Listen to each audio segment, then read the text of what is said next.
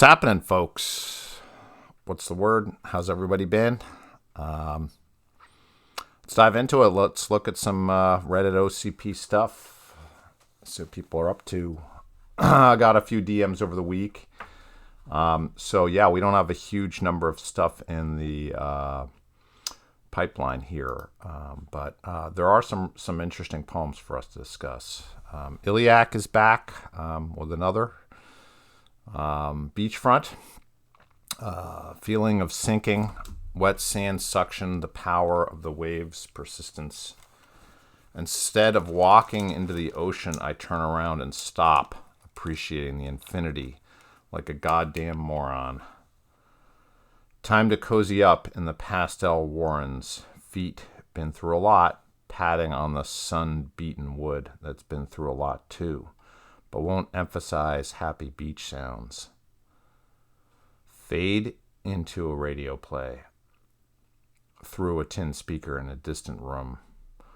Okay, so, I think what Iliac is doing this kind of like low punctuation style with these relatively short lines. So you get this kind of impression of more of like images and feelings washing over you. It's more kind of internal frame of inside a consciousness rather than kind of more performative or dramatic address. So more kind of emulating an experience of thoughts coming and going, and that can work. It has its place. I think this poem has its moments. It reminds me a little bit, maybe a little Franz Wright-esque. Feeling of sinking, wet sand suction. So I'm trying to hone in always, every single episode, how a poem opens, what its initial proposal is. Oh my gosh. Excuse me. I'm trying to hone in on the initial proposal of a poem, how it opens, what that proposal is about. And I think those first two lines, sometimes just the first line, really set the whole tone. And certainly are the opportunity for the poet to cue the reader. What are my intentions? What I'm trying to accomplish? And what this poem is opening with is feeling of sinking, not my feeling, not your feeling, just this detached feeling of sinking. We know we have the title. We know we're on the beach, so it's situated us fairly well. There's a little bit of redundancy then getting into the second line, wet sand suction, because we take these two things together and we've used two lines to describe one sensation. Now then, immediately there's a little bit of pivot in this first stanza towards association or observation or perhaps even philosophy. And I'm not sure I'm sold on that either. The power of the wave's persistence. So that's a little bit of a pivot that happens really early on. We're already seeing a narrator or consciousness that is unable to kind of stay completely and totally located. And now the diction changes a little bit and we get more towards syntactical units, complete syntactical units. Instead, so that word instead is kind of a rhetorical word. It brings up concepts of kind of argumentation or logic that the first stanza didn't really have. Instead of walking into the ocean, I turn. Again, that turning is another kind of rhetorical thing. It's embodied in the image of the poem. So now we want to see something dramatic occur. Instead of I turn. So instead of walking into the ocean, that's also a little mannered almost, because it's suggesting this kind of conceit of suicide or self-annihilation. Instead of walking to the ocean, as if the speaker were seriously considering that. I don't know. It's a little much. I turn around and stop, appreciating the infinity. So that's a lot too. In appreciating the infinity like a goddamn moron. Now I really love that line. I think this is the part of the poem that I thought Iliac's sudden changes in register really are successful. But I would follow that up very carefully, and I'm not sure that Time to Cozy Up in the Pastel Warrens is completely successful there.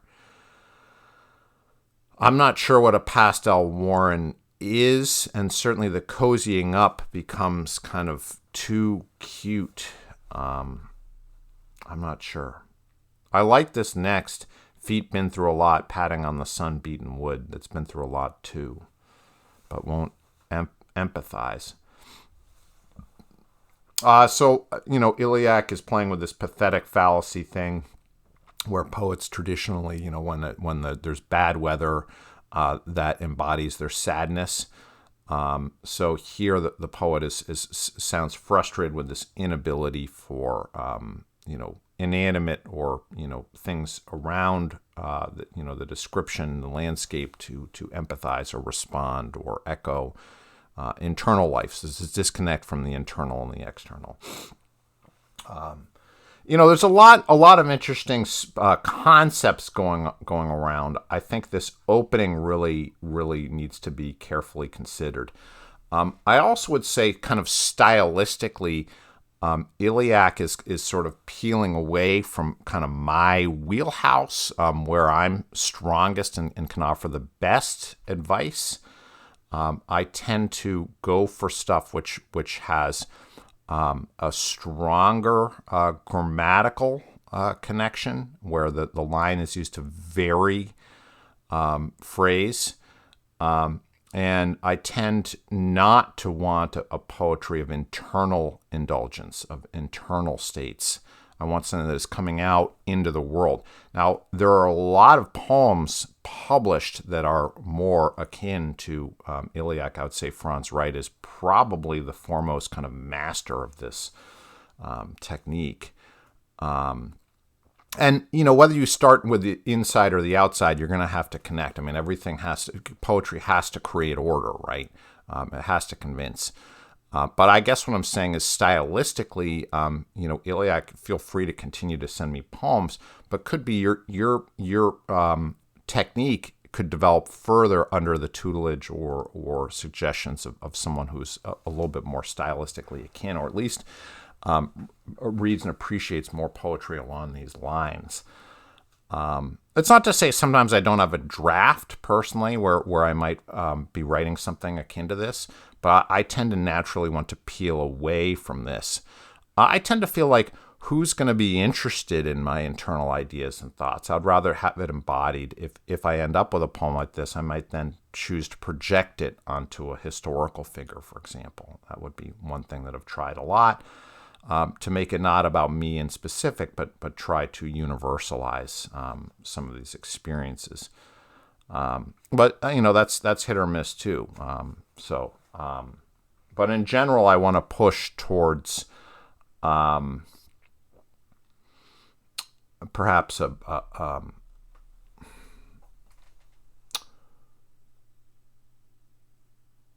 I guess I'm saying is I'm not sure where in this poem we come to a kind of a point of lyric crisis, of kind of not sure how this instant is going to resolve. And I guess that crisis happens. I don't know. I'm rambling on. Interesting work, Iliac. Okay, improving my bad poetry. We had a little back and forth. I said, I think the name is hilarious. You still got to take responsibility for your stuff. So even if your stuff is bad, which objectively many of my own pieces certainly start bad, many of them don't end up very far from where they started. You got to write a lot. You got to take a lot of risks to get better. Not every poem is going to make it, bro. So improving my bad poetry, it is funny. But yeah, don't be too hard on yourself. It's got to start with you believing in yourself. Otherwise, no one else will, right? We communicate like the deafblind, your hand squeezing my thigh. My involuntary shivers are a stutter. So we communicate like the deafblind. So I feel like there's certainly a risk here for the hearing impaired or vision impaired community to feel their experiences. You're kind of utilizing them as a kind of a trope. I'm not saying it could never be done. You find blindness as an idea or metaphor all over in poetry. But it's definitely something to consider how that's going to be received. My involuntary shivers are a stutter. Stutter. How it tastes. What tastes? The bitter, but with the pinkness of a petal. So pinkness is not a taste exactly of an eyelid. Is this a weird sex thing? I mean, I guess it's all a weird sex stuff, right? Isn't that what Freud would say? Then softening into a meek animal. I'm not allowed to smile now, too close to a laugh. Well, my bad poetry. I can see that you're kind of groping and reaching for tools for language that can help you approximate some of these sensations that you've felt, whether these sensations are sexual or intellectual or about learning about poetry itself. I can see this kind of blind groping that you're doing in the dark, literally blind, because there's, for you, the surface area, the problem space is relatively unlit as of yet. And that lighting, in order to find your way around, comes through insight. Now, you're doing some things well. You've organized these into tercets. Blind and thigh have a little bit of assonance there that's nice. Stutter, kind of plays off the shiver. So you have these two inverted, trochaic words there, or syllables. So a lot of really kind of perhaps instinctively good sounds and aural shapes being created. And then that bitter here, how it tastes, the bitter goes back to shiver and stutter. That's also pretty clever. I'm not sure ending with the but with, although the with gets to eyelid. So this is all relatively artful. A lot of these craft elements, you could say, well, they can't be taught. Certainly they can be taught, but maybe they don't need to be taught to you as much. I still, this is an opening gambit, I guess. We communicate like the deafblind. Who are the we? I mean, this is the lover and beloved. So then maybe you want to say, what are you trying to reach in the beloved? What is your attempt? So in the sonnet, the you is always the beloved, and the I is the person who is trying to connect and resolve their romantic desires. And in the sonnet, that usually comes to a crisis before the volta, after the first 8 lines. That we can still have a volta. We could use the same structure of seeking and desiring in almost any length of poem. And this template of how to deal with love feelings is kind of eternal, you could say. So instead of opening with the we, you could have the you and the I, and that might ground the reader and give them something more to work with, more of a sense of kind of working towards the union. This we, I think, accidentally ends up kind of leaving the reader out a little bit, because this we is not a we inclusive. It's a we exclusive. It's a private to the life of the speaker or the poet. And because we're left out, there's no opening space made for us to enter into the reality of this poem, I think I kind of give up a little bit after I get to this meek animal stuff. I'm just like, I'm glad that you're recording your private thoughts and ideas, but I'm not sure why I, as a reader, am required, or what value proposition it has for me as a reader to want to read and learn about this. What's my role in this? Okay, Insomniacla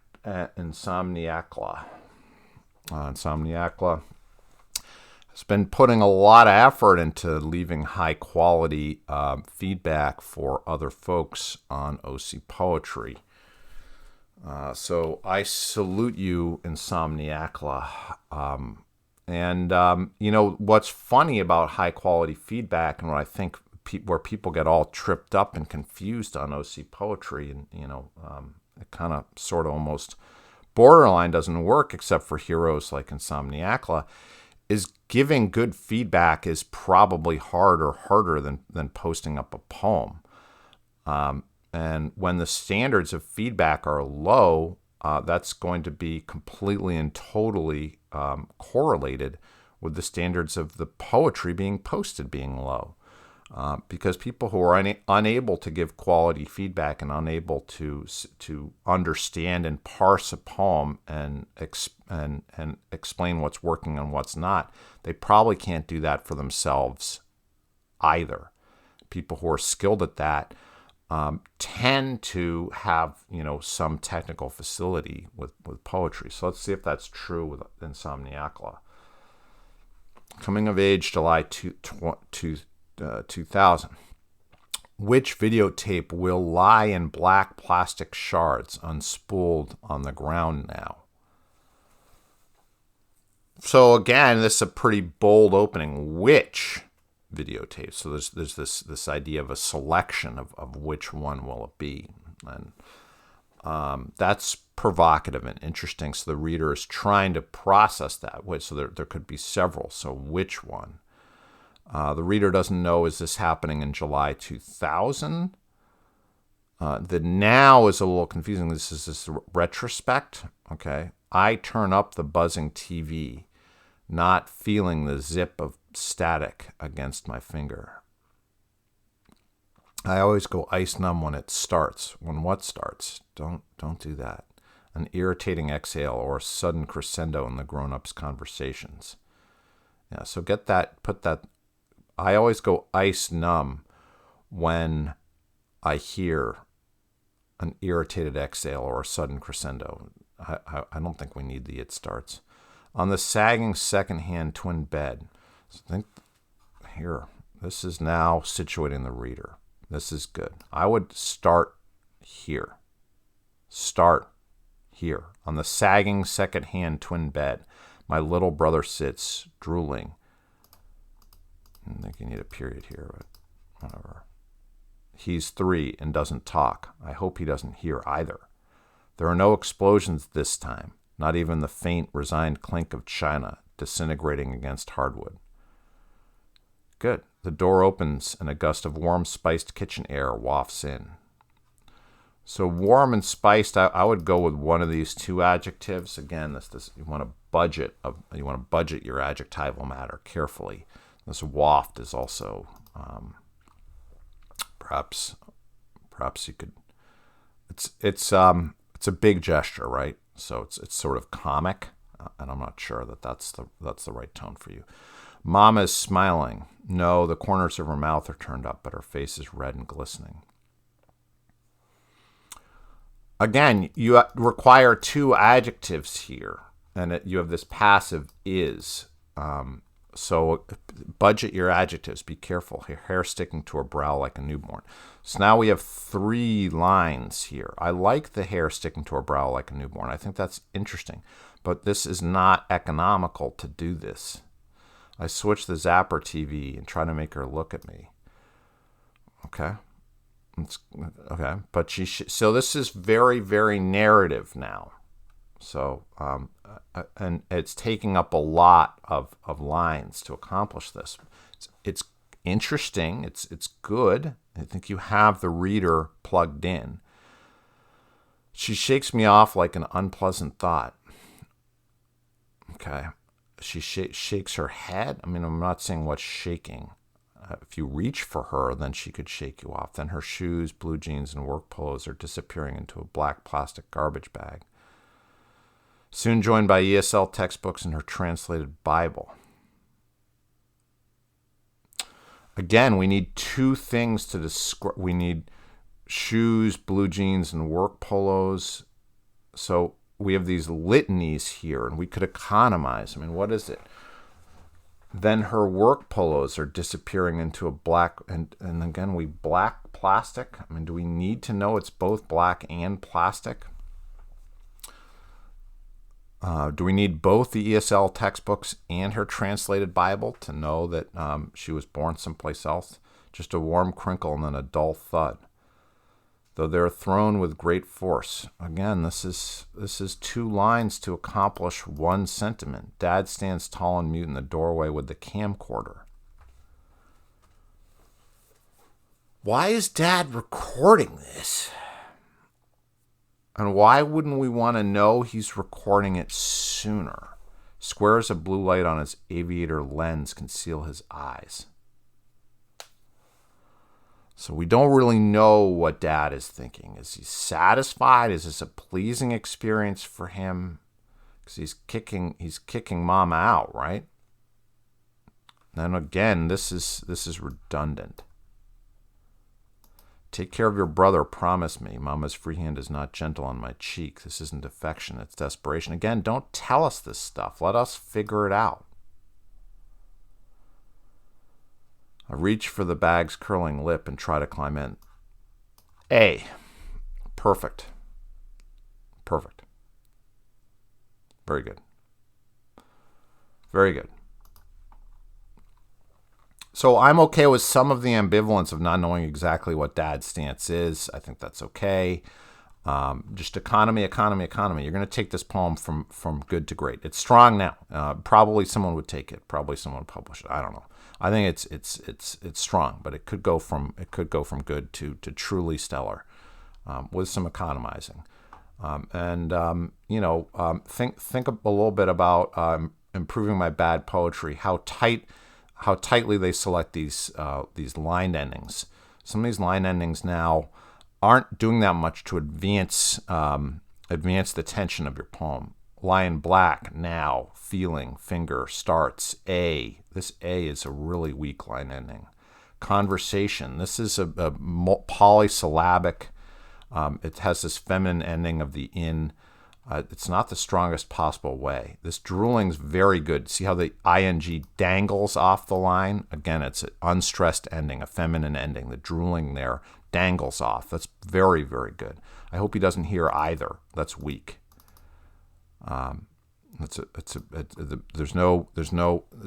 When you choose an end of a line, a word to end a line, you would prefer to have a word that is emphatic, that does something. And if it's not emphatic, it should be for a reason that it's not emphatic. The way this ing here is so useful. The faint resigned chink of China. See that H and this is very good. This is a strong ending. Disintegrating against the hardwood. Another very, very good word to end with. These two lines are quite beautiful. But the faint and resigned, I mean, it's sort of prosy. Again, you want to economize as much as possible. Okay. Looks like we're doubling up on Insomniacula. This is something I really don't like to do in the channel because it, I feel like people should send me one poem that represents their best effort, and we work on that one poem, and then if you're able to take input, then we can come back and do another one the next episode and spread out the love, right? However, there's 2 points here. First is how hard Insomniacula is working to support other people on the channel and on OCP. When you work hard to support other people and lift them up and help them out, that should be rewarded. Point A. Point B. I think that there's some of this writing is pretty strong. pretty promising. And in terms of things to fix, a lot of these things are relatively easy fixes. And this style of poetry is fairly aligned with my style. Now, I know for some of you are going to be like, well, that's unfair. It's like picking and choosing favorites. But I'm sorry, right? I have a vision personally for what I think is best. And what, I accept that there's many other ways to do things, but I do have a vision for what I think a great kind of American style of poetry should be. And I think Insomniacula is fairly aligned with that. Little bit long. But I think the storytelling in an instant, right? Storytelling in an instant. The lyric instant that then tells a whole story. So there's a single instant in this poem, which is, in theory, this videotaped moment, right? Then captured and examined and reflected upon and dilated, opened up. That's the project. That's what I believe in. Now, there's some variations of that. It doesn't always have to be exactly one specific concrete memory exactly. But especially when you're learning when you're developing your chops, when you're trying to get better as a poet, trying to choose a single instant that has profound implications for what happened before and what happens after is a pretty damn good start. And if you haven't isolated an inflection point in the speaker's life, then maybe you shouldn't be writing about that. Maybe you should write about something else instead, because otherwise nobody cares. The Ice Cream Man of Isan. Already great title, fantastic title. A little bit of echoes of Emperor of Ice Cream too, but I don't think there's going to be any Emperor of Ice Cream in this poem. From the rose waters of Iran to the gelatos of Italy. See how we have this I sound repeat here? It's good. I have found nothing that compares to the ice cream in my mom's village. Very strong opening. Gosh. Ice Cream Man. Rose.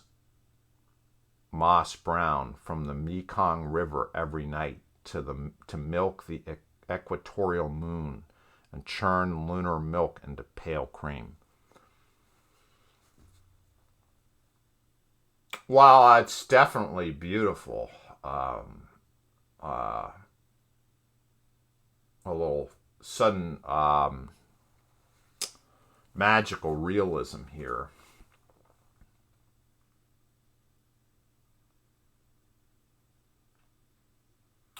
He gathered, let's see where it goes, right?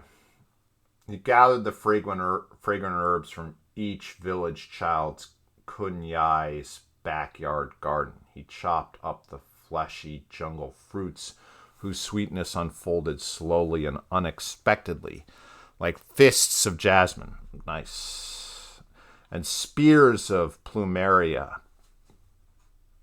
becoming flowers. At dawn, his rusty cart emerged from the unpaved... So yeah, a little bit of tense confusion here, but whatever.